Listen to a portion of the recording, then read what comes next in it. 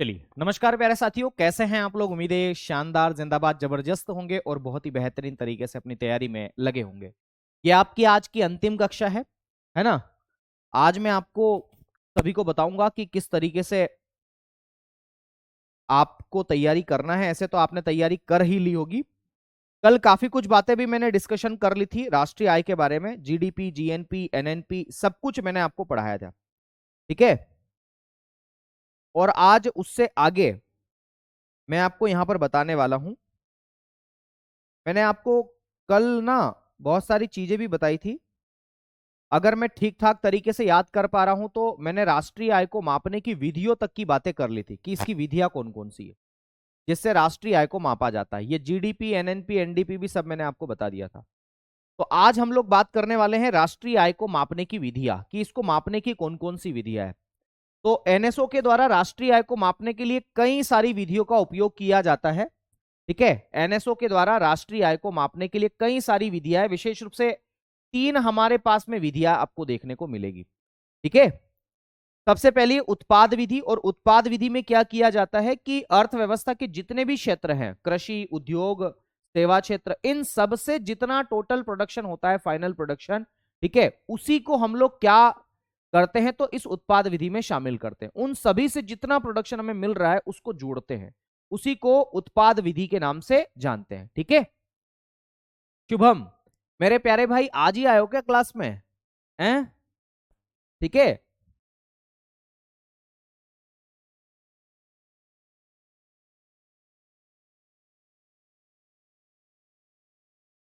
बढ़े आगे।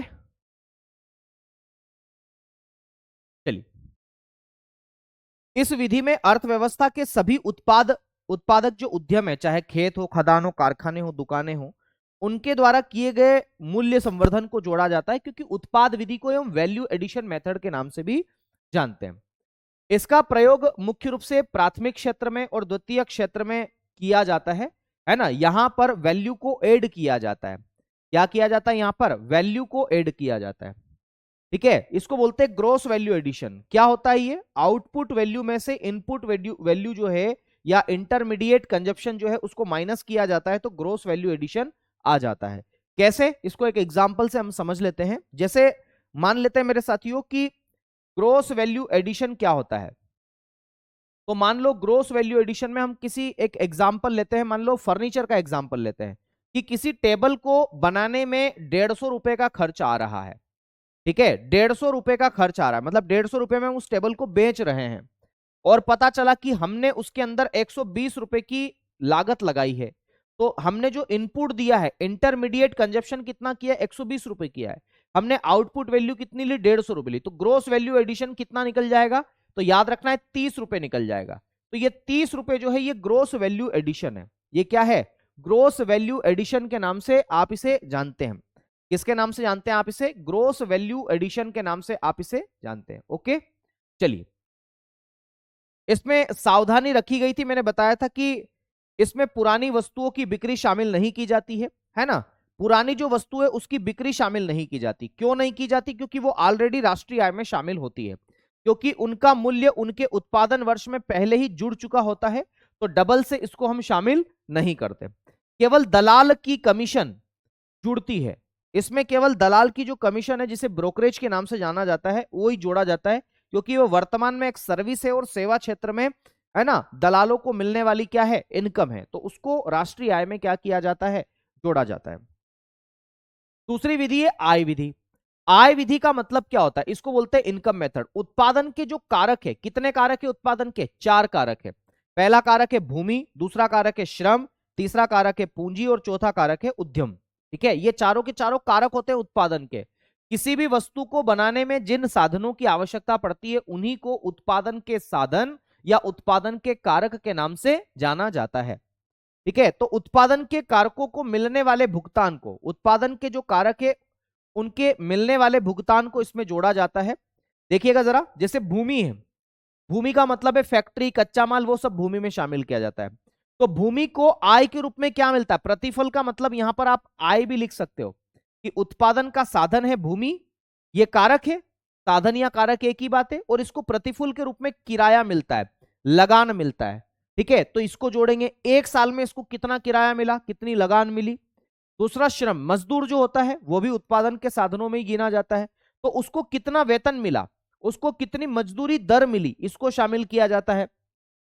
पूंजी का मतलब होता है कैपिटल, और याद रखना है पूंजी को इनकम के रूप में क्या मिलता है, तो ब्याज मिलता है। ब्याज का मतलब होता है इंटरेस्ट। तो पूंजी को इनकम के रूप में क्या मिलता है, ब्याज मिलता है मेरे दोस्त, क्या मिलता है, ब्याज, ब्याज।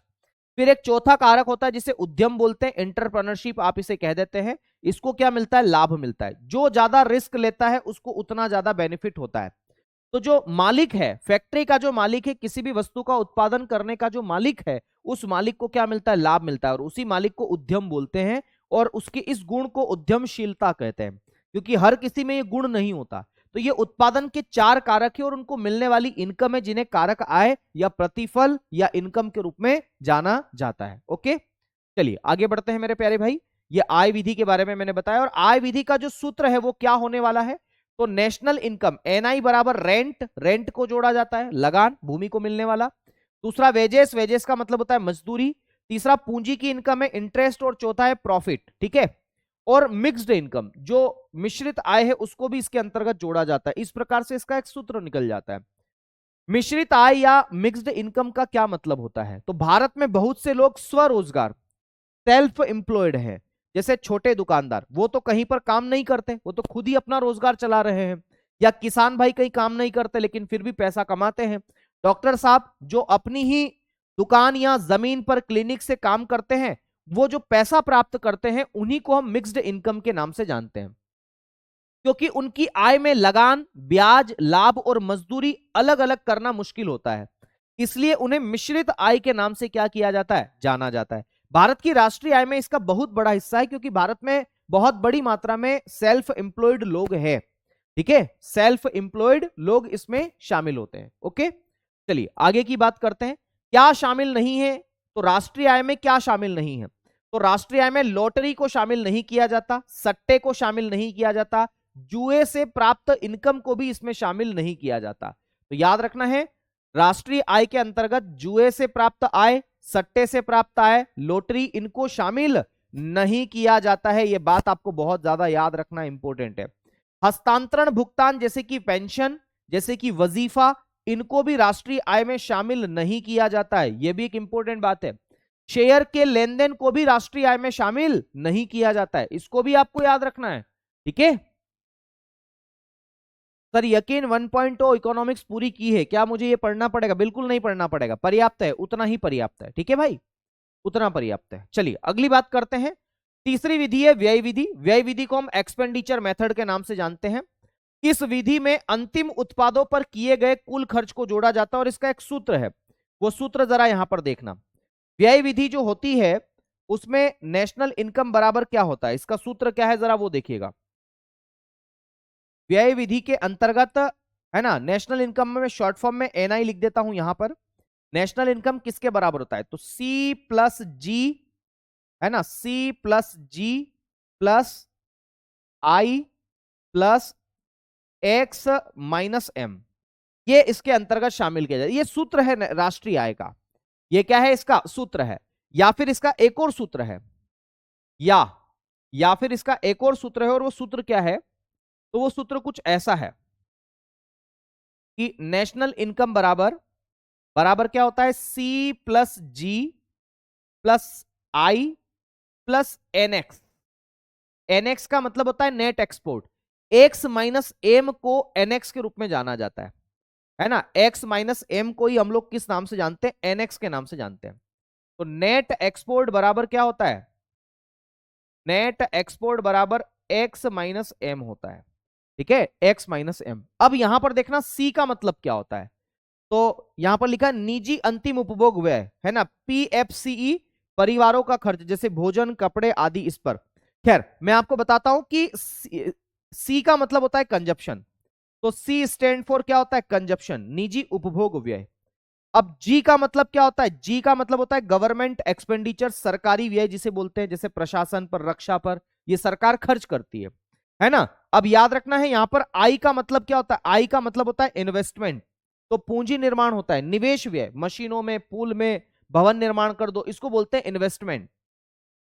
और एक्स का मतलब क्या होता है, एक्स का मतलब होता है एक्सपोर्ट, और एनएक्स का मतलब होता है नेट एक्सपोर्ट। क्या बोलते हैं, नेट एक्सपोर्ट, शुद्ध एक्सपोर्ट्स आप इसे बोलते हैं। और एक्सपोर्ट का जो फार्मूला है वो क्या होता है, एक्स माइनस एम होता है। तो एक्स माइनस एम से एनएक्स निकलता है, ये यहां पर है सूत्र आता है। सवाल कई बार ये पूछा जाता है कि सी का मतलब क्या है, जी का मतलब क्या है, आई का मतलब क्या है। ऐसे सवाल आपकी परीक्षा में आते हैं और आपको इनको पढ़ना पड़ेगा, ठीक है। चलिए, तो ये व्यय विधि के बारे में है। व्यय विधि का प्रयोग कहां किया जाता है, तो इसका उपयोग अक्सर निर्माण क्षेत्र में किया जाता है और सेवा क्षेत्र के कुछ हिस्सों के लिए व्यय विधि का उपयोग मेरे दोस्त किया जाता है। उम्मीद है ये सारी बातें आपको यहां पर समझ में आ गई होगी, ठीक है। अभी अपडेटेड आंकड़ों की अगर हम बात करें तो क्या कुछ खास बातें हैं अपडेटेड आंकड़ों में, वो जरा देख लो। जीडीपी वृद्धि दर 2023-24 की बात करूं, राष्ट्रीय सांख्यिकी कार्यालय जिसका नाम है एनएसओ, कल हमने पढ़ा था, एनएसओ को 2019 में बनाया गया था, सीएसओ और एनएसएसओ दोनों संस्थाओं को मिला करके। इनके आंकड़ों के अनुसार भारत की जो वास्तविक जीडीपी वृद्धि दर है वो 8.2% है। यह वैश्विक मंदी के बीच भारत में एक चमकता सितारा बनाती है। 2024-25 के अनुमान की अगर मैं बात करूं तो इकोनॉमिक सर्वे में ऐसा बताया गया है कि भारत की जो जीडीपी वृद्धि दर है वो 6.5% से 7% की वृद्धि करने का अनुमान है। ये इकोनॉमिक सर्वे का अनुमान है कि भारत की जो जीडीपी है वो 6.5 से 7% तक के बीच में होने वाली है। आधार वर्ष में बदलाव की चर्चा भी हो रही है। आप सभी जानते हैं कि राष्ट्रीय आय की गणना करने के लिए आधार वर्ष होता है ना, और आधार वर्ष के आधार पर ही हम रियल जीडीपी की कैलकुलेशन करते हैं, जिससे तुलना करके हम महंगाई के प्रभाव को क्या करते हैं, हटाते हैं। वर्तमान में जो आधार वर्ष है वो कौन सा है, 2011-12 है। तो देश की जीडीपी की गणना करने के लिए वर्तमान में जो आधार वर्ष है उसका मान क्या है, 2011-12। क्या मान है उसका, 2011-12 उसका मान है। अब इसमें भी परिवर्तन किया गया है, तो प्रस्तावित बदलाव क्या है वो जरा देखना। सांख्यिकी मंत्रालय या मॉस्पी जो है उसके अंतर्गत या उसने क्या किया है, आधार वर्ष को बदलकर 2022-23 करने की प्रक्रिया शुरू कर दी है और इस पर मंजूरी भी मिल गई है। 2022-23 अब नया आधार वर्ष होगा और अभी से नहीं है, 2026 से लागू होगा। साथ ही उपभोक्ता मूल्य सूचकांक के लिए आधार वर्ष 2024 करने का भी प्रस्ताव है। यह बदलाव आंकड़ों को आधुनिक वास्तविक आंकड़ों के करीब लेकर के आएगा, वास्तविक रिपोर्ट ये बताएगा, ठीक है। तो आधार वर्ष पुराना क्या है, 2011-12। नवीनतम आधार वर्ष क्या बनाया जा रहा है, तो राष्ट्रीय आय की गणना करने के लिए 2022-23 को नवीनतम आधार वर्ष के रूप में बनाया जा रहा है, प्रक्रिया चल रही है। और सीपीआई कंज्यूमर प्राइस इंडेक्स जो है उसके लिए 2024 जो है वो आधार वर्ष रखा जाएगा, ऐसी बात यहां पर की गई है। ओके, चलिए भाई, देखो ये क्लासेस जो आपकी हो रही है, मैं मानता हूं कि ये क्लासेस थोड़ी सी फास्ट हो रही है। फास्ट से मेरा मतलब है कि आपको तय खाने में जाने से रोक रही है ये क्लासेस।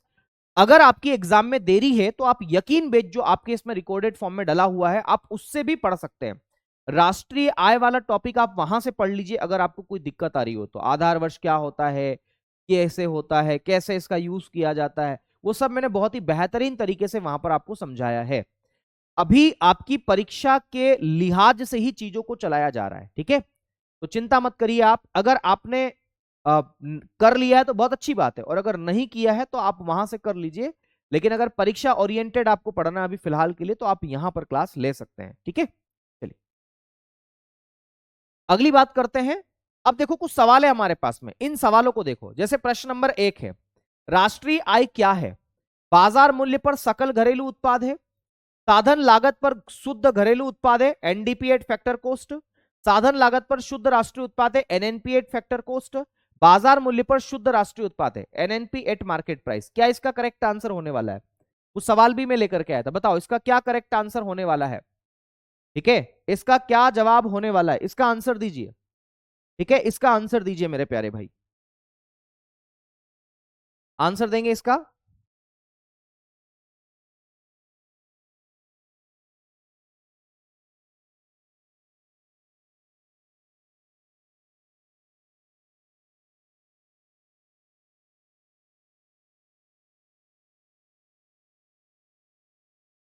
बी बता रहे हैं, बी, और बताएं बाकी, बी बता रहे हैं, ठीक है, और बताइए बाकी। बी का मतलब है साधन लागत पर शुद्ध घरेलू उत्पाद एनडीपी एट फैक्टर कोस्ट। तो मेरे दोस्त याद रखना इसका जो आंसर है वो एनएनपी एट फैक्टर कोस्ट होता है। एनएनपी एट फैक्टर कोस्ट को हम ऐसे भी लिख सकते हैं, एनएनपी और चरणों में फैक्टर कोस्ट। फैक्टर कोस्ट का मतलब होता है है ना, साधन लागत। तो साधन लागत पर शुद्ध राष्ट्रीय उत्पाद आप इसे कह सकते हैं। तो विकल्प ए गलत है, क्योंकि जीडीपी में घिसावट और विदेशी आय का समायोजन नहीं होता है। विकल्प बी भी गलत है, क्योंकि इसमें घरेलू है, राष्ट्रीय शब्द नहीं है। विकल्प डी भी गलत है, क्योंकि बाजार मूल्य में टैक्स शामिल होता है जो वास्तविक उत्पादन लागत को नहीं दर्शा पाता है। सही तर्क क्या है, तो याद रखना एनएनपी एट फैक्टर कोस्ट है, क्योंकि यही देश के नागरिकों द्वारा अर्जित वास्तविक आय होती है और उसी को उसके अंदर घिसावट और टैक्स के प्रभाव को शामिल नहीं किया जाता। तो ये इसका करेक्ट आंसर होने वाला है। अगला सवाल है, भारत में राष्ट्रीय आय का आकलन करने वाली एजेंसी कौन सी है? पहला है भारतीय रिजर्व बैंक, दूसरा है नीति आयोग, तीसरा है वित्त मंत्रालय, चौथा है आपका राष्ट्रीय सांख्यिकी कार्यालय एनएसओ। बताओ क्या इसका करेक्ट आंसर है ना? क्या इसका करेक्ट आंसर होने वाला है? इसका करेक्ट आंसर क्या होने वाला है?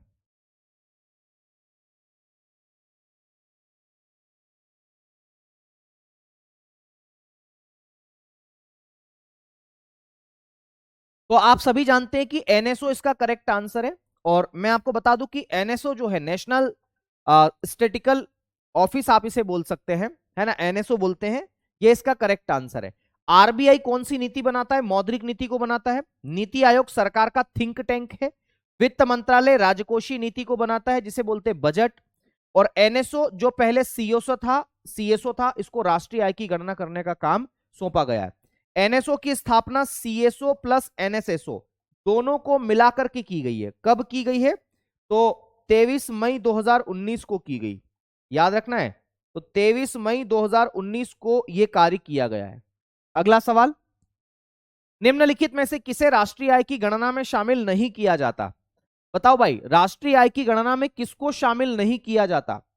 पहला बोल रहा है एक शिक्षक द्वारा स्कूल में पढ़ाना, तो स्कूल में पढ़ाएगा तो उसको सैलरी मिलेगी, तो इसको तो शामिल किया जाता है। एक डॉक्टर द्वारा मरीज का इलाज करना, उसको भी पैसा मिलेगा, है ना। एक गृहिणी की सेवाएं, मेरी मम्मी गृहिणी है, वो खाना बनाती है, वो बर्तन साफ करती है, वो झाड़ू पोछा करती है, वो घर का पूरा काम करती है, उसको राष्ट्रीय आय में शामिल नहीं किया जाएगा। एक नौकरानी द्वारा घर में काम, उसको शामिल किया जाएगा, उसकी इनकम है वो, ठीक है। तो सी इसका करेक्ट आंसर है, खैर सी ही होगा, एक गृहिणी की सेवा। राष्ट्रीय आय में केवल उन्हीं गतिविधियों को शामिल किया जाता है जिनका मौद्रिक विनिमय होता है, मॉनेटरी एक्सचेंज या मनी एक्सचेंज होता है। गृहिणी द्वारा किए गए कार्य प्रेम और स्नेहवश में होते हैं, प्यार से काम करती है ना मम्मी, उनका बाजारी मूल्यांकन मुश्किल होता है, इसलिए जीडीपी से बाहर है, ठीक है। नोट भी लिखा है, यदि वही महिला किसी रेस्टोरेंट में रसोईया का काम करती है और पैसा ले रही है तो उसको जीडीपी में जोड़ा जाएगा, पर घर में काम कर रही है तो वो प्रेम और स्नेह में काम कर रही है, ठीक है, उसको जीडीपी में शामिल नहीं किया जाएगा। अगली बात ये बताइए, प्रश्न नंबर 4, यदि किसी देश में जीडीपी ज्यादा है जीएनपी से तो इसका क्या मतलब है? जीडीपी ज्यादा है, gross domestic product is greater than gross national product, तो क्या है? आयात निर्यात से अधिक है, विदेशों से शुद्ध कारक आय ऋणात्मक है, अर्थव्यवस्था में मंदी है, या सरकार घाटे में है? क्या इसका करेक्ट आंसर होगा?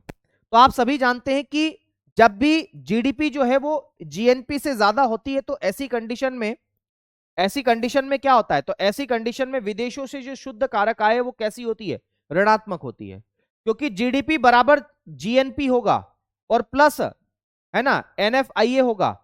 तो और यदि जीडीपी ग्रेटर देन जीएनपी तो इसका मतलब क्या है कि जीडीपी में कुछ घटा रहे हैं। यह तभी संभव है जब विदेशों से आय कैसी हो? ऋणात्मक हो। तो ये भी आपको यहां पर याद रखना है। चलिए, मेरे ख्याल से काफी कुछ बातें हो गई है। अब हमें क्या करना चाहिए? तो अब हमें करना चाहिए अगले टॉपिक की ओर शुरुआत।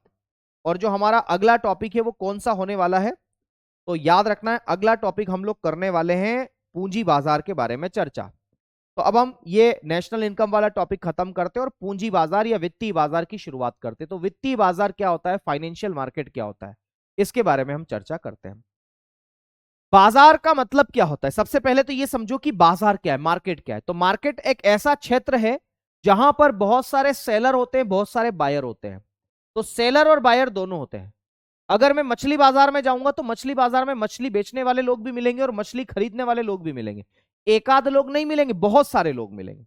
तो बाजार एक ऐसा स्थान है जहां पर बहुत सारे खरीदार होते हैं, बहुत सारे बेचने वाले होते हैं, सेलर भी होते हैं। ऐसे ही एक शब्द है वित्तीय बाजार। मछली बाजार है तो मछलियों का लेन देन होगा, है ना। और अगर ज्वेलरी मार्केट है तो ज्वेलरी का लेन देन होगा, सब्जी बाजार है तो सब्जियों का लेन देन होगा, मांस बाजार है तो मीट मार्केट है तो मीट का लेन देन होगा। वैसे ही वित्तीय बाजार है तो वित्त का लेन देन होगा। तो वित्तीय बाजार में क्या होता है, जहां वित्त का लेन देन हो, और वित्त का लेन देन कितनी अवधि के लिए, भाई 1 साल के लिए, 2 साल के लिए, 6 महीने के लिए, 8 महीने के लिए। तो पैसों का जो लेन देन है वो कितनी समय अवधि के आधार पर है।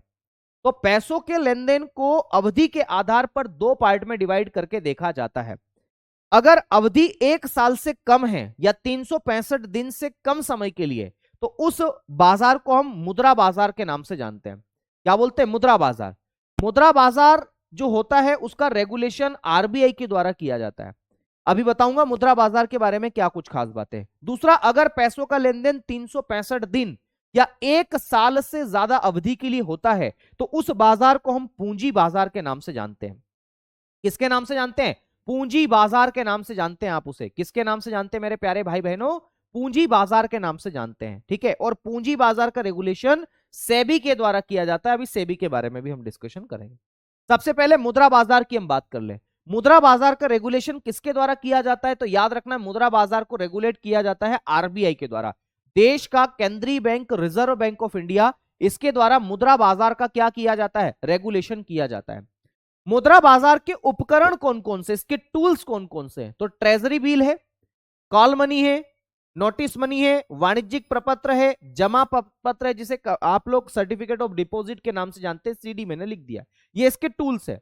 अब मुद्रा बाजार में पैसों का लेन देन 1 साल से कम समय के लिए किया जाता है, मैंने आपको पिछली बार ही बताया है ना, या 365 दिन से कम समय के लिए अगर पैसों का लेन देन किया जाए तो वो मुद्रा बाजार के अंतर्गत आता है। मुद्रा बाजार के 2 प्रकार है, एक को बोलते हैं संगठित मुद्रा बाजार, एक को बोलते हैं असंगठित मुद्रा बाजार। ऑर्गेनाइज्ड मनी मार्केट और unorganised money market. Organised money market का सबसे बेस्ट एग्जांपल है बैंक। अगर मैं बैंक में लोन लेने जाऊंगा तो बैंक वाले क्या करेंगे, बैंक वाले मुझसे बहुत सारे मेरी सिविल स्कोर चेक करेंगे, मेरा ये डॉक्यूमेंट मंगवाएंगे, वो मंगवाएंगे, दुनिया भर के तमाम नियम कानून मुझे समझा देंगे। तो याद रखना मुद्रा बाजार में 2 प्रकार है, संगठित मुद्रा बाजार, असंगठित मुद्रा बाजार। संगठित मुद्रा बाजार में रूल्स एंड रेगुलेशंस होते हैं, है ना, जैसे बैंक, वो संगठित मुद्रा बाजार का उदाहरण है। और अगर मेरे गांव के पास में कोई शहर है, वहां पर महाजन रहते हैं, वहां पर लोग रहते हैं, अगर मैं उनसे पैसा उधार लेने जाऊंगा तो वहां कोई नियम कानून नहीं है।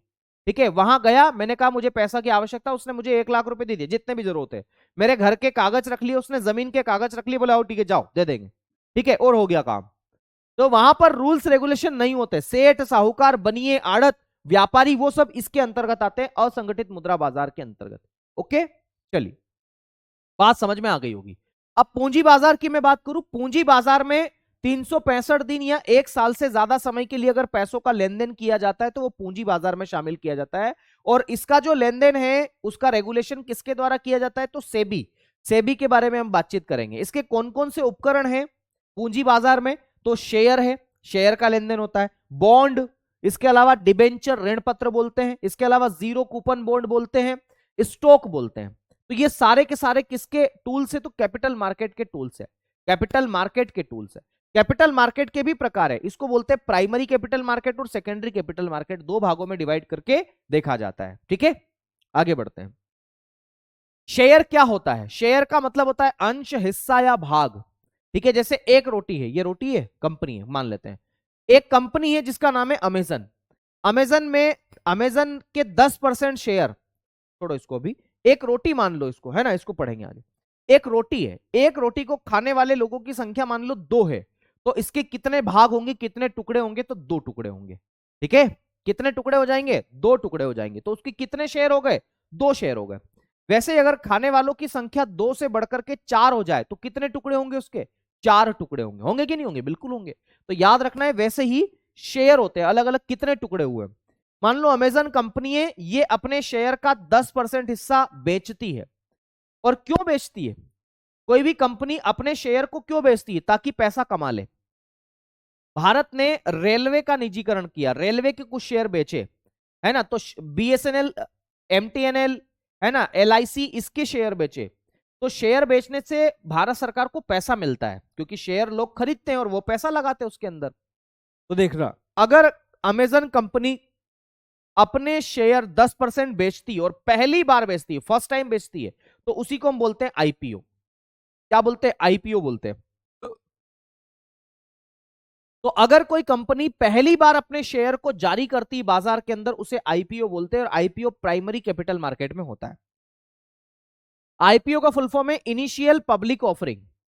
ठीक है, अगर कोई कंपनी पहली बार शेयर जारी करती है तो उसे आईपीओ बोलते हैं, है ना। पहली बार के अलावा अगर कंपनी को पैसों की और आवश्यकता पड़ी और फिर से वो शेयर जारी कर रही है तो उसको बोलते हैं एफपीओ। एफपीओ का फुल फॉर्म होता है फॉलो ऑन पब्लिक ऑफर। पहली बार के अलावा अगर शेयर जारी करके वो पैसा इकट्ठा कर रही है तो।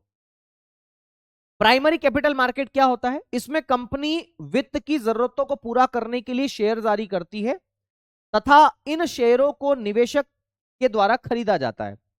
कंपनी पैसा इकट्ठा करने के लिए शेयर बेचती है और यह निवेशक खरीदता है। निवेशक पैसा किसको देता है? कंपनी को देता है। ठीक है, कंपनी जब पहली बार शेयर जारी करती है तो आईपीओ बोलते हैं। इस बाजार में कंपनी और इन्वेस्टर के बीच में प्रत्यक्ष जुड़ाव होता है, क्योंकि कंपनी बेच रही है, डायरेक्ट इन्वेस्टर खरीद रहा है। ठीक है, तो यह भी आपको याद रखना है। वैसे ही दूसरा होता है सेकेंडरी कैपिटल मार्केट। इसमें निवेशक जब अपने पास रखे शेयर को बेचता है, भाई इन्वेस्टर के पास में शेयर, मान लो मैंने खरीद लिया अमेजन के शेयर। अब अमेजन के शेयर, मेरे पास जोमेटो के शेयर रखे हैं कुछ, ठीक है, तो मेरे पास में मान लो जोमेटो के शेयर रखे हैं। अब मेरे को पैसों की जरूरत पड़ी तो मैं क्या करूंगा? उन शेयरों को वापस से क्या करूंगा? बेचूंगा। मैं कहूंगा यार छोड़ो ना, इसको बेच देते, बेच डालते हैं। तो मैं उन शेयर को क्या करूंगा? बेचूंगा, बेचूंगा। तो याद रखना, मैं निवेशक हूं। जब निवेशक अपने पास रखे शेयरों को बेचता है तो यह लेन देन क्या कहलाता है? द्वितीयक बाजार में होता है। क्योंकि कंपनी ने शेयर बेचे थे इन्वेस्टर को, तो इन्वेस्टर ने खरीदे थे, तब तक प्राइमरी मार्केट चल रहा था। अब इन्वेस्टर उन शेयरों को दूसरे इन्वेस्टर के साथ बेच रहा है, तो अब ये सेकेंडरी मार्केट में हो रहा है। तो प्राइमरी मार्केट कंपनी इन्वेस्टर के बीच में, secondary market investor to investor के बीच में। निवेशकों से निवेशकों के मध्य शेयरों का लेन देन द्वितीयक बाजार में होता है। सेबी के बारे में आप मुझसे पूछ रहे थे, सर सेबी का फुल फॉर्म क्या है? Securities and exchange board of India है। इसकी स्थापना कब की गई थी? 12 अप्रैल 1988 को। इसका मुख्यालय मुंबई में है और इसको कानूनी दर्जा, सांविधिक दर्जा दिया गया था 30 जनवरी 1992 को। किस अधिनियम से दिया गया था? तो याद रखना है सेबी एक्ट 1992 से इसको कानूनी दर्जा दिया गया था। ये क्या क्या काम करती है सेबी? तो सेबी शेयर बाजार का रेगुलेशन करती है, जो कैपिटल मार्केट है उसका रेगुलेशन करती है। एक शब्द होता है म्यूचुअल फंड, सामूहिक साझेदारी वित्त जिसे आप बोलते हैं, सामूहिक वित्त भी आप इसे बोल सकते हैं, जिसमें कई सारे लोग किसी एक फंड में निवेश करते हैं ताकि भविष्य में रिटर्न न मिल सके, तो उसको बोलते हैं म्यूचुअल फंड। तो याद रखना, म्यूचुअल फंड का रेगुलेशन भी किसके द्वारा किया जाता है? सेबी के द्वारा ही किया जाता है। निवेशकों के हितों का ध्यान रखना सेबी का कार्य है। सेबी ये चेक करता रहता है कि किसी इन्वेस्टर के साथ कोई गलत ना हो, किसी इन्वेस्टर के साथ कोई फ्रॉड ना हो, कोई कंपनी गलत ना कर ले, कंपनी अनैतिक रूप से फायदा ना उठा ले। ये सारे काम इसके ही हैं। चौथा इसका काम है इनसाइडर ट्रेडिंग, यानी कि भेदिया व्यापार पर रोक लगाना। कई बार ऐसा होता है कि कंपनी की गुप्त सूचना को लीक करके कोई व्यक्ति अनैतिक रूप से फायदा उठा लेता है। जैसे मेरे चाचा अमेजन में है या जोमेटो में है, जोमेटो में कंपनी में अच्छे लेवल पर है, अच्छे खासे लेवल पर है, और वो मुझे बोल दे कि विनय एक काम कर, तो जोमेटो के शेयर खरीद ले, जोमेटो की प्राइस बढ़ने वाली है, शेयर की प्राइस बढ़ने वाली है, क्योंकि ये सुविधा हम लोग लेकर आने वाले हैं, है ना, तो प्राइस बढ़ जाएगा। अब मैंने क्या किया, 5,000 10,000 शेयर खरीद लिए, और सच में ऐसा हो गया। 10 दिन बाद पता चला कि बहुत शेयर बढ़ गए। मैंने शेयर 50 रुपए में खरीदा था, वो 100 रुपए हो गया डायरेक्ट, तो मैंने तो डबल का फायदा ले लिया। अब जब डबल का फायदा ले लिया तो अनैतिक रूप से ही तो लिया, तो इसी को बोलते हैं भेदिया व्यापार, इनसाइडर ट्रेडिंग। कंपनी की गुप्त सूचना को प्राप्त करके मैंने क्या किया, अनैतिक रूप से शेयर मार्केट में चेंजेस करने की कोशिश की, बदलाव किया, लाभ कमाया, इसको बोलते हैं भेदिया व्यापार। तो इस पर रोक लगाना सेबी की जिम्मेदारी। अगर सेबी को पता चल जाए कि मैंने ऐसे किया तो सेबी मेरा लाइसेंस रद्द कर सकती, मेरा अकाउंट डिलीट कर सकती, तो इसको बोलते हैं इनसाइडर ट्रेडिंग। फिर सेबी के पास में इतनी पावर है, वो मेरे ऊपर जुर्माना भी लगा सकती है, वो कंपनियों के ऊपर भी जुर्माना लगा सकती है, कई बार लगाती भी है वो। और सेबी के प्रमुख कौन है? एचडब्ल्यू दे रहा हूं आप लोगों के लिए, ठीक है। अच्छा, शेयर की लेन देन करने के लिए आपको एक अकाउंट खुलवाना पड़ता है। जैसे आपको फेसबुक चलाने के लिए फेसबुक अकाउंट की आवश्यकता पड़ती है, इंस्टाग्राम चलाने के लिए इंस्टाग्राम अकाउंट की आवश्यकता पड़ती है, वैसे ही मेरे प्यारे दोस्त, अगर आपको सेबी खेलना है, अगर आपको शेयर मार्केट खेलना है, तो उसके लिए आपको डीमेट अकाउंट की आवश्यकता पड़ती है। तो डीमेट अकाउंट क्या करता है? शेयर की खरीदी बिक्री के लिए जरूरी होता है। अब शेयर मार्केट में आपने इन शब्दों को जरूर सुना होगा, बुल, बियर, ये सब क्या होते हैं? बुल का मतलब होता है सांड, सांड ऐसे करता है, तेजी की बात करता है, तेजड़िया। शेयर मार्केट में तेजड़िया किसको बोलते हैं? बुल किसको बोलते हैं? तो ऐसे इन्वेस्टर को बोलते हैं जो हमेशा ये उम्मीद में रखते हैं कि शेयर की कीमतें बढ़ेगी, शेयर मार्केट आगे जाएगा, उसी को हम बुल के नाम से जानते हैं। ओके, तो बुल का मतलब होता है जो शेयर की कीमतों में बढ़ोतरी की आशा करे, उन्हें बुल बोलते हैं। कि शेयर की कीमतें बढ़ेगी अगर ऐसी उम्मीद करता है तो उन्हें किस नाम से जाना जाता है? बुल के नाम से जाना जाता है, बुल, बुल के नाम से। ओके, उसको बुल के नाम से जानते हैं, ठीक है। चलिए, बहुत अच्छा पढ़ाते हो sir, thank you so much, पर मेरी मजबूरी है, आपकी एग्जाम है, कल से एग्जाम है ना, समय मुझे बहुत कम मिला, लेकिन कोई बात नहीं, है ना। चलो, तो शेयर में तेजड़िया किसको बोलते हैं? जो ये उम्मीद करता है कि शेयर मार्केट आगे तक जाएगा, आगे बढ़ेगा, और जो ये उम्मीद करता है अरे यार शेयर मार्केट तो धड़ाम से गिरेगा, अरे बाप रे बाप, लुट गया रे लुट गया, नकारात्मक भाव रखता है, उसको बोलते हैं मंदड़िया। बियर, भालू, ऐसे चलता है ना भालू, ऐसे ऐसे चलता है, ऐसे ऐसे, और सांड ऐसे, ठीक है, तेजी की बात करता है। तो याद रखना, मंदड़िया जो शेयर की कीमतों में कमी की आशा करे, उम्मीद करे। भारत में शेयर बाजार बीएसई और एनएसई दोनों मोस्ट इंपोर्टेंट। बीएसई का full form Bombay stock exchange, इसकी स्थापना 1875 में की गई थी। ये एशिया का सबसे पुराना स्टॉक एक्सचेंज है। इसको दलाल स्ट्रीट के नाम से भी जाना जाता है, इसका अन्य नाम है दलाल स्ट्रीट। ये एशिया का सबसे पुराना, इसका सूचकांक क्या है? सेंसेक्स 30 है। 30 क्या है? 30 टॉप ब्लू चिप कंपनियां हैं जिसका मार्केट कैपिटलाइजेशन बहुत ज्यादा होता है, बाजार पूंजीकरण बहुत ज्यादा होता है, वैसी कंपनी। बीएसई के अंतर्गत 5,500 से ज्यादा कंपनियां रजिस्टर्ड है, याद रखना। उसमें से जो टॉप लेवल की कंपनी है ना, उनकी शेयरों की कीमतों में जो उतार चढ़ाव होता है, उसी से इसका मान निकलता है। आपको यकीन नहीं होगा मेरे दोस्त, किसी को बताना मत, देखो यहां बताता हूं, है ना, मैं लिख रहा हूं सेबी, नहीं सेबी नहीं लिखूंगा, क्या लिखूंगा? BSE, BSE. मैं बीएसई की वेबसाइट पर गया, देखो बीएसई की वैल्यू कितनी है अभी वर्तमान में? 85,171। ये सेंसेक्स का मान है इसका, देखो ये ऐसे बढ़ रहा है घट रहा है। चलो भाई मेन वेबसाइट पर आ जाओ, कहां गई बीएसई की मेन वेबसाइट? आ जाइए, देखिए ये बीएसई की मेन वेबसाइट है, ठीक है, बीएसई की मेन वेबसाइट है। ये बीएसई का मार्केट है, देखो देखो, ओपन 15 दिसंबर, है ना, बीएसई बैंकेक्स, ठीक है, और आगे चलो, चलते चलो, मार्केट वॉच, बीएसई सेंसेक्स 50 भी आ गया है, पहले 30 मैंने बताया था, 30 में 30 कंपनियां थी, ये 50 आ गया। ये बीएसई सेंसेक्स, ये 85,180, देखो कम ज्यादा होता जा रहा है, भाई बद बदल, देखो देखो कम ज्यादा होता जा रहा है, -96,000, -94, -95, देखो ये, तो ऐसे वैल्यू इसकी कम ज्यादा होती रहती है, मजा आता है सच में, ठीक है, मजा मत, लूट जाओगे इसके चक्कर में, लगा मत लेना इधर उधर, ठीक है। चलो आगे बढ़ो, ठीक है ना। तो देखो बीएसई में देखोगे, बीएसई सेंसेक्स है, बीएसई बैंकेक्स है, बीएसई सेंसेक्स 50 है, बीएसई सेंसेक्स नेक्स्ट 50 है, बीएसई भारत 22 इंडेक्स है। तो इनको इसमें शामिल किया गया है, बाकी वैल्यू देखो इसके अंदर ज्यादा घुसने की जरूरत नहीं है ना। बीएसई निवेश मंत्रा करके इसका एप्लीकेशन आ गया है, ठीक है। तो ये तमाम बातें हैं, याद रखना है आप लोगों को, इससे ज्यादा घुसना नहीं है आपको इसके अंदर। चलो भाई वापस आते हैं, तो आ गई बात समझ में बीएससी के बारे में, तो बीएससी समझ में आ गया होगा। अब हम बात करते हैं एनएससी। एनएससी बोले तो नेशनल स्टॉक एक्सचेंज। एनएससी का फुल फॉर्म क्या होता है? नेशनल स्टॉक एक्सचेंज होता है। क्या होता है? National stock exchange, national stock exchange. इसका हेडक्वार्टर मुंबई में है। इसकी स्थापना फेरवानी समिति की सिफारिशों पर की गई थी 1992 में, और इसका जो सूचकांक है वो निफ्टी 50 है। निफ्टी 50 क्या है इसका सूचकांक? निफ्टी 50 आपको देखने को मिलेगा। तो निफ्टी 50 इसका सूचकांक आपको देखने को मिलेगा। क्या देखने को मिलेगा मेरे दोस्त? निफ्टी 50 इसका सूचकांक आपको देखने को मिलेगा। Okay,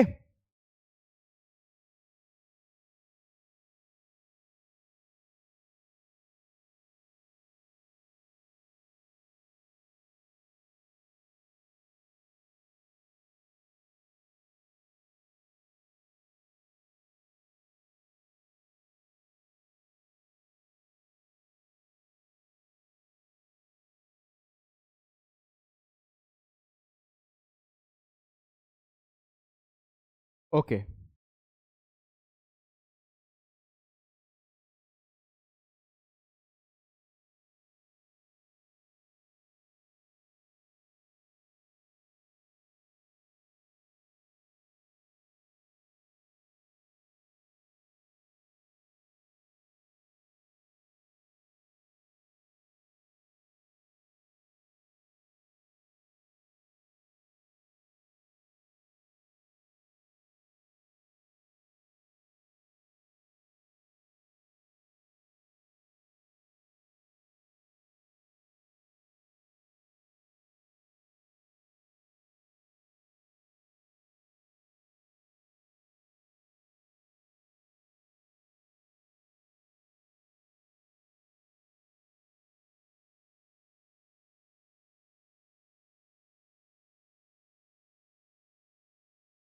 okay.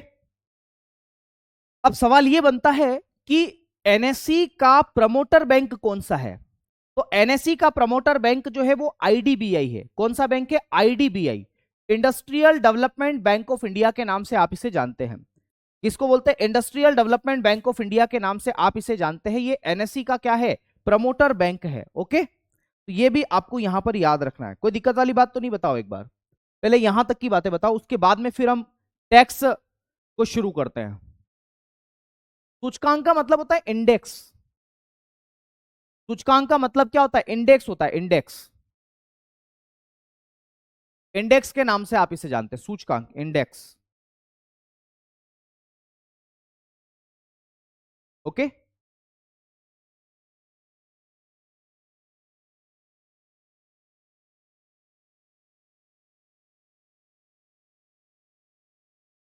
चलिए आइए देखो।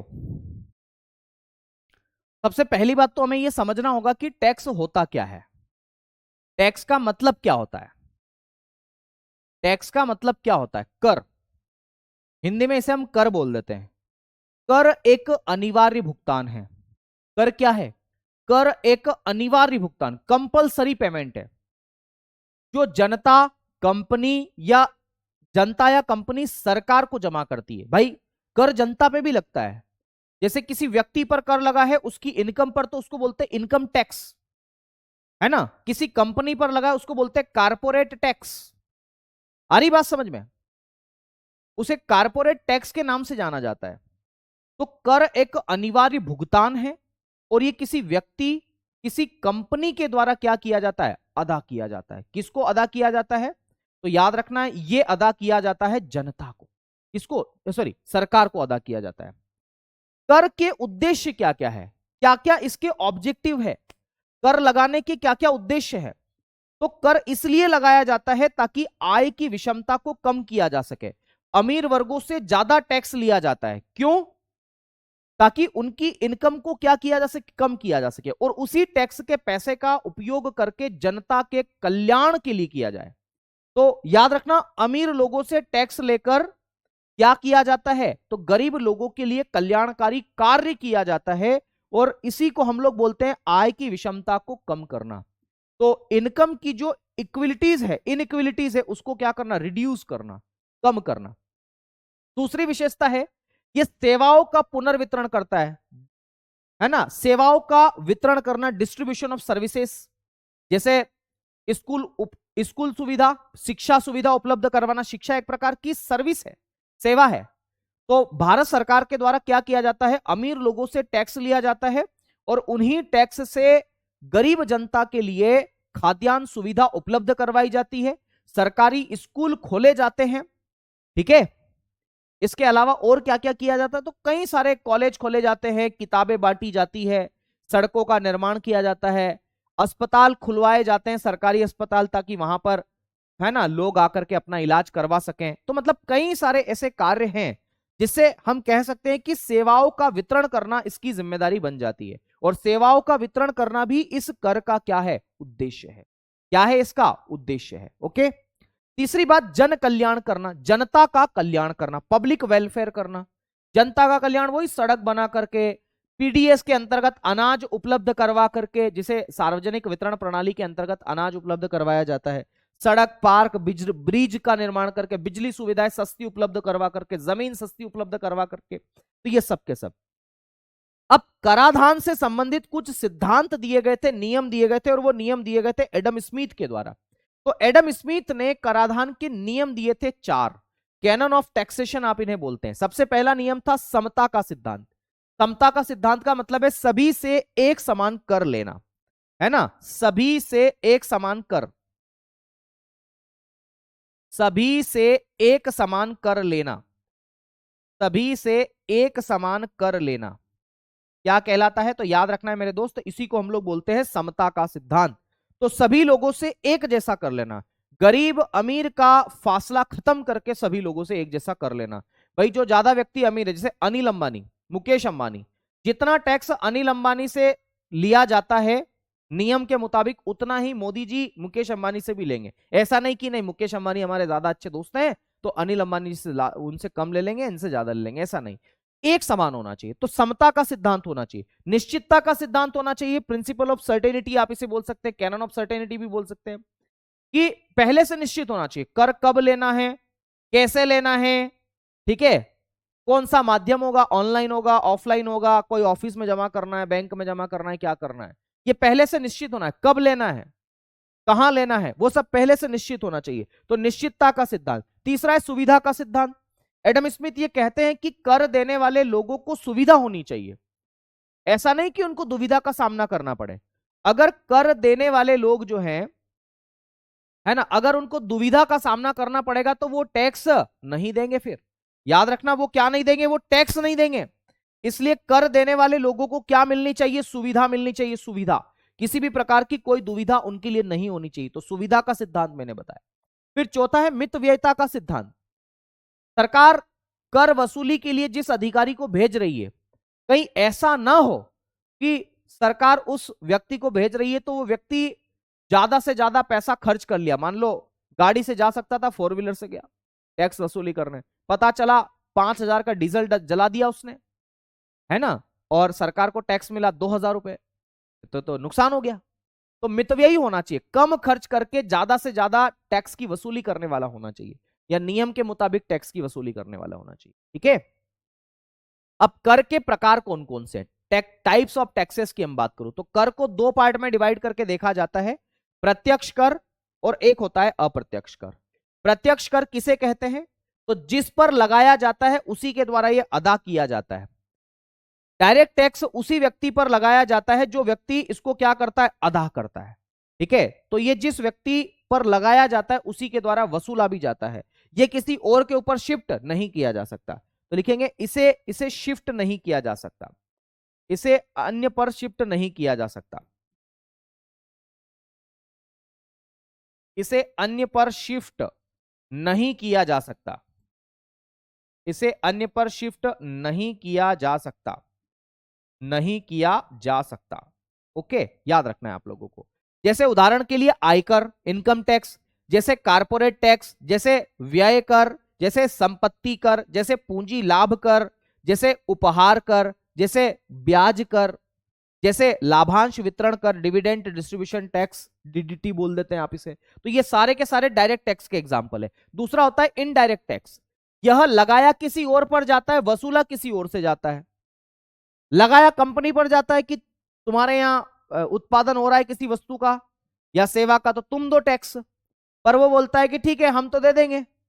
लगाया कंपनी पर गया, वसूला किससे जा, एम्प्लॉय से, उस कंज्यूमर से वसूला गया जो वास्तविक रूप में किसी वस्तु और सेवा का उपभोग कर रहा है।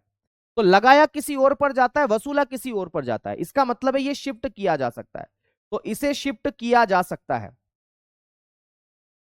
इसे शिफ्ट किया जा सकता है, इसे शिफ्ट किया जा सकता है, इसे शिफ्ट किया जा सकता है। इसको क्या कर सकते हैं, शिफ्ट कर सकते हैं।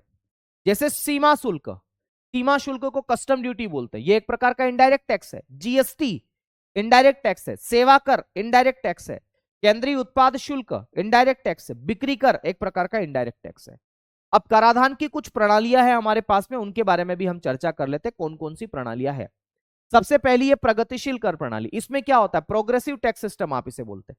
जैसे जैसे व्यक्ति की आय बढ़ती जाती है वैसे वैसे कर की दर भी क्या होती जाती है, बढ़ती जाती है। तो आय बढ़ने के साथ साथ टैक्स रेट भी बढ़ता है, उसी को हम लोग क्या बोलते हैं, प्रगतिशील कर प्रणाली बोलते हैं। जैसे कोई व्यक्ति 3 लाख रुपए कमाता है तो टैक्स 5% देना है। अगर वही व्यक्ति 5 लाख कमाए तो टैक्स बढ़कर के 9% हो गया। अगर 8 लाख कमाए तो 12% हो गया। 10 लाख कमाए तो 14%। जैसे जैसे इनकम बढ़ रही है तो याद रखना टैक्स की दर भी बढ़ रही है। तो इनकम बढ़ने के साथ साथ टैक्स रेट बढ़ता है। देखो ये इनकम बढ़ रहा है, इधर टैक्स रेट बढ़ रहा है। तो यहां पर आप देखेंगे मेरे साथियों, ये जो ग्राफ बनेगा वो कुछ ऐसी रेखा बनेगी, ठीक है। तो ये प्रगतिशील कर प्रणाली है। कैसी प्रणाली, प्रगतिशील। तो पूछा जा सकता है प्रोग्रेसिव टैक्स सिस्टम जो है उसमें कर की उसमें इनकम बढ़ने के साथ साथ टैक्स रेट जो है वो भी क्या होती है, बढ़ती है। वैसे ही इसका उल्टा होता है प्रतिगामी कर प्रणाली। प्रतिगामी में जैसे जैसे इनकम बढ़ती है टैक्स रेट कम होती है। याद रखना कर की दर जो है वो कम होती है। और इसका ग्राफ कुछ ऐसा बनेगा, ये इनकम है और ये क्या है, टैक्स रेट है। ये क्या है, ये टैक्स रेट, टैक्स रेट।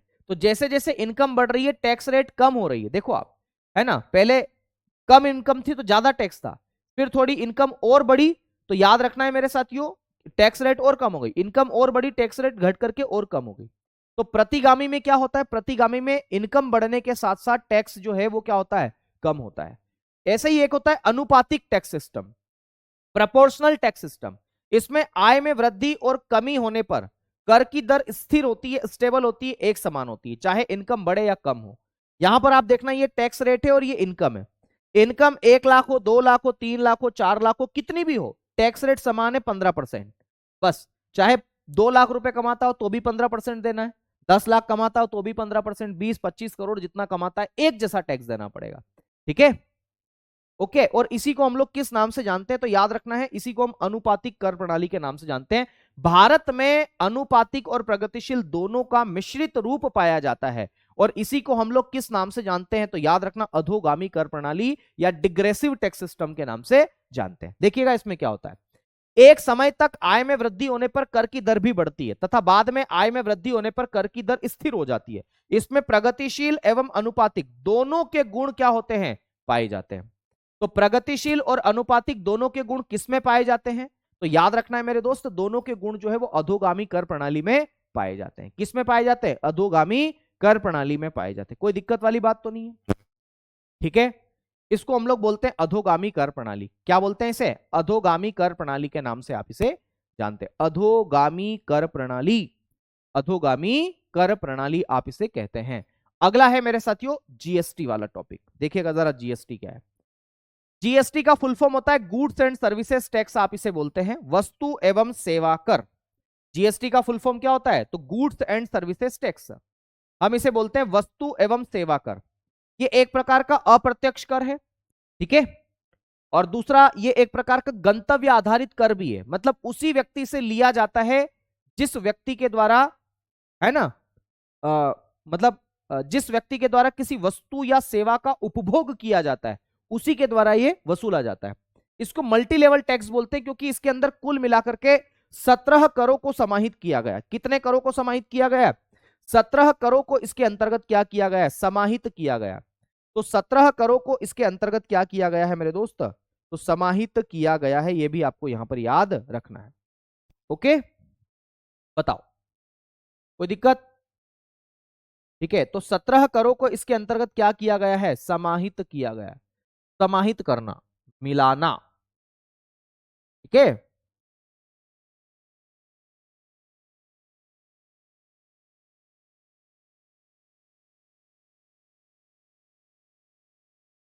क्या बात है भाई, बहुत बढ़िया। देखिए आगे देखिएगा, जीएसटी के जनक कौन है भारत के अंदर, तो याद रखना जीएसटी के जनक है अटल बिहारी वाजपेयी जी। इनको भारत में जीएसटी के पिता या जनक के नाम से जाना जाता है। अमिताभ बच्चन जी इसके ब्रांड एम्बेसडर है, यह भी आपको याद रखना है। 1 जुलाई को जीएसटी दिवस मनाया जाता है, यह भी सवाल आपसे पूछा जा सकता है ना। 1 जुलाई को जीएसटी दिवस मनाया जाता है। ओके, 1 जुलाई को क्या मनाया जाता है, जीएसटी दिवस मनाया जाता है, जीएसटी दिवस। जीएसटी दिवस कब मनाया जाता है, 1 जुलाई को मनाया जाता है, 1 जुलाई, 1 जुलाई को जीएसटी दिवस मनाया जाता है। अच्छा, जीएसटी को विश्व में कब लागू किया गया, तो जीएसटी को विश्व में लागू किया गया सबसे पहले फ्रांस ने, फ्रांस ने 1954 में इसको लागू किया था, और भारत में इसको 1 जुलाई 2017 को लागू किया गया। और एक बात और आपको यहां पर याद रखना है कि भारत में सबसे पहले जीएसटी को लागू किसके द्वारा किया गया, तो असम राज्य के द्वारा किया गया। दूसरे नंबर पर बिहार राज्य आता है, और अंतिम राज्य जो है वो जम्मू कश्मीर है। जम्मू कश्मीर पहले एक राज्य की श्रेणी में आता था, ठीक है। जीएसटी की सिफारिश भारत के अंदर किसके द्वारा की गई, तो जीएसटी की सिफारिश भारत के अंदर विजय केलकर टास्क फोर्स समिति के द्वारा की गई। किसके द्वारा की गई, तो विजय केलकर टास्क फोर्स के द्वारा की गई। तो भारत के अंदर जीएसटी की सिफारिश किसके द्वारा की गई, विजय केलकर समिति के द्वारा की गई। जीएसटी का प्रारूप यानी कि ड्राफ्टिंग किसके द्वारा बनाई गई, तो असीम दास गुप्ता समिति ने जीएसटी की ड्राफ्टिंग तैयार की थी। जीएसटी में कुल 17 करों को क्या किया गया है, शामिल किया गया है, यह भी आपको याद रखना है। भारत में जीएसटी के किस मॉडल को लागू किया गया, तो भारत में जीएसटी के कनाडियन मॉडल को अपनाया गया। कनाडा में जीएसटी का दोहरा मॉडल है, जीएसटी का दोहरा मॉडल का मतलब है कि राज्य सरकार और मतलब राज्य सरकार के लिए एसजीएसटी और केंद्र सरकार के लिए सीजीएसटी दोनों एक साथ लगाए जाते हैं। भारत के अंदर भी एक साथ लगाए जाते हैं। अगर आप किसी भी बिल को देखोगे तो उसमें एसजीएसटी और सीजीएसटी दोनों शामिल होते हैं। ठीक है, तो याद रखना है भारत में कनाडियन पद्धति पर आधारित दोहरे मॉडल को लागू किया गया है जीएसटी के। जीएसटी को शुरू जब किया गया था तब एक स्लोगन दिया गया था, एक नारा दिया गया था जिसका नाम था one tax one market one nation. क्या बोलते हैं इसे? One tax one nation one market, आप इसे बोलते हैं एक कर एक बाजार एक राष्ट्र। ओके, संसद में 122वां संविधान संशोधन विधेयक या बिल प्रस्तुत किया गया था 2016 में। कब? ये 2014 में प्रस्तुत किया गया था, याद रखना है। ये कब प्रस्तुत किया गया था? 2014 में प्रस्तुत किया गया था। ओके, इस बिल को इस बिल को संसद के राज्यसभा में 3 अगस्त 2016 को पारित किया गया। बाद में 8 अगस्त 2016 को लोकसभा में इसको पारित किया गया। कहां पर पारित किया गया? लोकसभा में इसको पारित किया गया। और इसके ऊपर किसके हस्ताक्षर करवाए गए? तो याद रखना है राष्ट्रपति महोदय के हस्ताक्षर करवाए गए 8 सितंबर 2016 को। उसके बाद में ये जीएसटी जो है वो संविधान संशोधन बन करके सामने आता है, और वो संविधान संशोधन है 101वां संविधान संशोधन अधिनियम, और ये 2016 में आया था। ठीक है, ये कब आया था? 2016 में आया था। तो 101वां कॉन्स्टिट्यूशनल अमेंडमेंट एक्ट 2016 में आया। जीएसटी की स्लैब रेट की अगर मैं चर्चा करूं तो ये पुराना स्लैब है। ये कौन सा स्लैब है? पुराना स्लैब। ये याद रखना, इसको हम पुराना स्लैब के नाम से जानते हैं। ये पुराना स्लैब है जीएसटी का। ठीक है, पुराना स्लैब। मैं क्या बोल रहा हूं? पुराना स्लैब है। पहले 5%, 12%, 18% और 28% जीएसटी स्लैब रेट था। अब तो खैर बदलाव हो गया, अभी नया बदलता भी मैं बता दूंगा।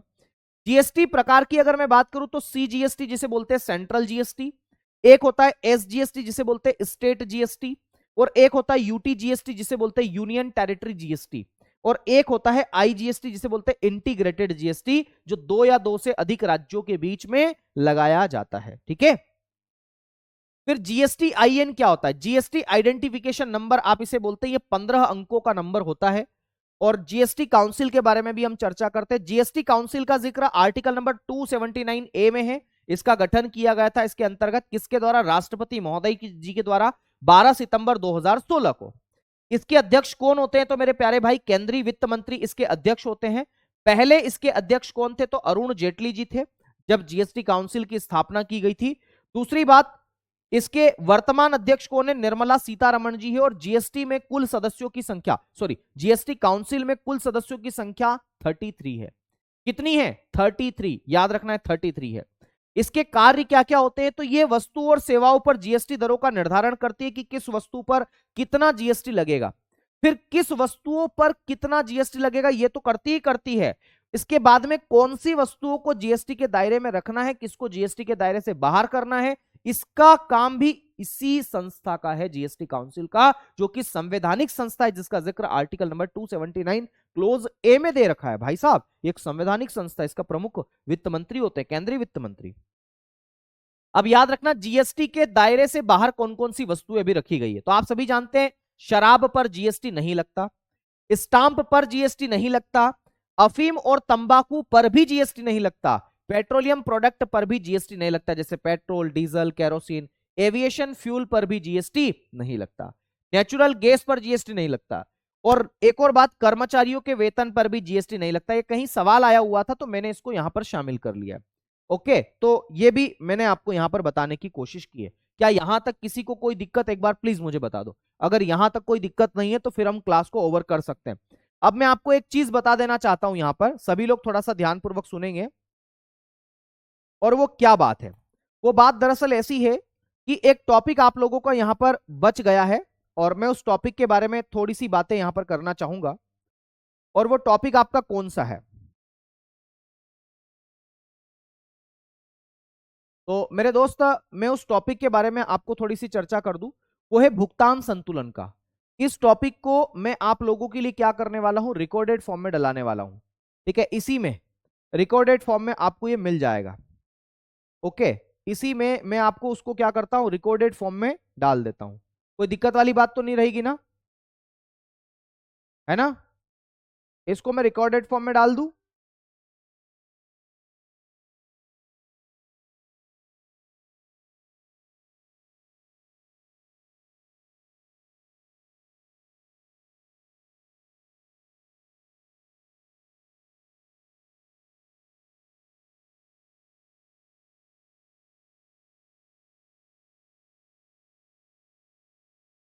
या छोड़ो, मैं आपको पढ़ाई देता हूँ।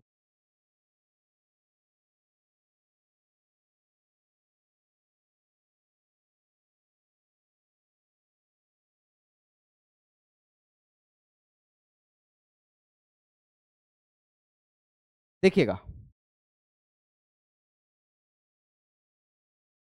यार भाई, मांगीलाल का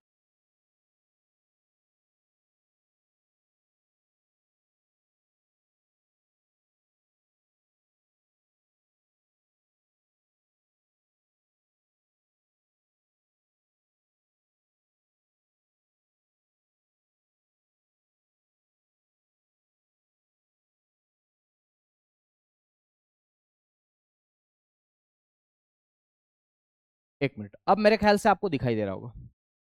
सुनिएगा, सुनिएगा मेरी बात को। इसके मैं आपको वो बता देता हूं जीएसटी के बारे में कि जीएसटी के नई नई क्या क्या चीजें हैं। बस केवल 5 मिनट का, केवल सुनिएगा केवल, है ना। तो जीएसटी, जीएसटी में क्या क्या परिवर्तन किए गए, नए क्या क्या परिवर्तन है, सुनिएगा। जीएसटी की 2 स्लैब संरचना 5% और 28% को सरल बनाया गया है। जीएसटी सुधारों ने घरेलू आवश्यक वस्तु जैसे साबुन, टूथपेस्ट, भारतीय ब्रेड पर कर घटा करके 5% या शून्य कर दिया गया है। ठीक है। और अगर मैं बातचीत करूं डायरेक्टली आप लोगों के साथ में, तो यहां पर आप देख सकते हैं ये जीएसटी की आइटम्स है, किस पर कितना जीएसटी है। Hair oil, shampoo, toothpaste, toilet soap, toothbrush, saving cream, इन पर पहले जीएसटी 18% लगता था, अब इसका घटा करके 5% कर दिया गया है। बटर, घी, चीज, डेयरी स्प्रेड्स पर 12% लगता था, अब इस पर 5% कर दिया गया है। प्री पैक्ड नमकीन, भुजिया, मिक्सचर, इन पर अब 5% कर दिया, पहले 12% लगता था। यूटेंसिल्स जो है इस पर भी 5% कर दिया है। फीडिंग बोटल्स जो होती है बच्चों को दूध पिलाने के लिए, नैपकिन्स और बेबीज, क्लिनिकल डाइपर्स जो, इस पर भी 5% टैक्स हो गया है ना। इसके अलावा अगर मैं बातचीत करूं तो इंडिविजुअल हेल्थ इंश्योरेंस और लाइफ इंश्योरेंस पर अब जीएसटी खत्म कर दिया है, पहले 18% लगता था। थर्मामीटर पर 5% है। मेडिकल ग्रेड ऑक्सीजन पर 5% है। ग्लूकोमीटर और टेस्ट स्ट्रिप्स जो होती है इन पर 5% है, पहले 12% था, है ना। करेक्टिव स्पेक्टेकल्स की अगर हम बात करें तो 5% इस पर भी है। जो शिक्षा से संबंधित थे शब्द जैसे map, chart, globe, pencil, sharpness, इसके अलावा एक्सरसाइज बुक, नोटबुक, इरेजर, इन सब पर जीएसटी खत्म कर दिया गया है, अब इस पर जीएसटी नहीं लगता। उसी के साथ में अगर मैं बात करूं ट्रैक्टर के टायर पर, उसके पार्ट्स पर, है ना, इन पर जीएसटी 18% था पहले, अब घटा करके 5% कर दिया गया है ना। इसके अलावा ड्रिप इरिगेशन सिस्टम जो ऐसा ऐसा चलता है ना, बूंद बूंद सिंचाई और स्प्रिंकलर, उस पर 5% जीएसटी है। तो किसानों के लिए जितनी भी चीजें उन पर 5% जीएसटी कर दिया गया। ओके। पेट्रोलियम प्रोडक्ट, हाइब्रिड, ये कार वार जो है इन पर भी जीएसटी घटा करके 18% कर दिया। मोटरसाइकिल 350 सीसी और इससे कम की जो मोटरसाइकिल है उस पर भी जीएसटी को कम करके कितना कर दिया है, तो याद रखना है 18% किया गया है। एयर कंडीशनर, एसी पर जीएसटी 18% है। मॉनिटर और प्रोजेक्टर भी 18% कर दिया है। डिश वॉशिंग मशीन पर भी जीएसटी 18% हुआ है। ठीक है। और ये सब बातें हैं। तैयारी कैसे करना है तो मैं आपको बता दूं कि तैयारी आपको कैसे करना है, तो आप लोग प्रैक्टिस सेट लीजिएगा, है ना। जो भी आपकी क्लासेस चल रही है उनको अच्छे से करिएगा, तो आपकी सारी तैयारी हो जाएगी। ठीक है। तो ये मेरी पूरी क्लास थी। बाकी मैं आर्थिक जो आपका सुधार है ना, भुगतान संतुलन वाला पार्ट रिकॉर्डेड फॉर्म में यकीन बेच से आप कर लेना, या फिर इसमें भी वो ऐड करवा देता हूं। ठीक है। तो मैं इसमें ऐड करवा देता हूं कि क्या है। ओके। चलिए, अब आप लोग 3 बजे की क्लास को आसानी से कर सकते हैं, कर लीजिएगा। चलिए, नमस्कार, शुक्रिया, धन्यवाद, सभी को बेस्ट ऑफ लक। बाकी मिलते हैं आपसे आपके रिजल्ट पर, और उम्मीद करता हूं कि आपने जितना, मैंने जितना पढ़ाया उतना आपने पढ़ा होगा। मैं आप सभी से हाथ जोड़कर निवेदन भी करता हूं, क्षमा भी मांगता हूं, समय कम होने की वजह से मैं वो एफर्ट्स नहीं लगा पाया जो मुझे वास्तविक रूप में लगाने चाहिए थे। मतलब ये सच्चाई है, मेरे दिल की बात है, नहीं तो मैं नमस्ते करके निकल भी सकता था। पर हाँ, ये सच है कि जो एफर्ट्स मुझे लगाने चाहिए तो वो एफर्ट्स मैं शायद नहीं लगा पाया हूं आपके बीच में, है ना। और मुझे इसकी कमी अभी भी खल रही है और आगे भी खलती रहेगी। शायद मैं कहीं इसकी भरपाई कर पाऊं, लेकिन हाँ आप लोग बहुत अच्छे हैं, मेहनत आपने की है, अपनी मेहनत पर भरोसा रखना। नवीन सर के आपने प्रैक्टिस सेट किए होंगे, मजा आ जाएगा आप लोगों को, चिंता मत करना। ठीक है, चलिए नमस्कार, शुक्रिया, धन्यवाद, जय महाकाल, राधे राधे, खूब सारा प्यार, आशीर्वाद, सम्मान, धन्यवाद।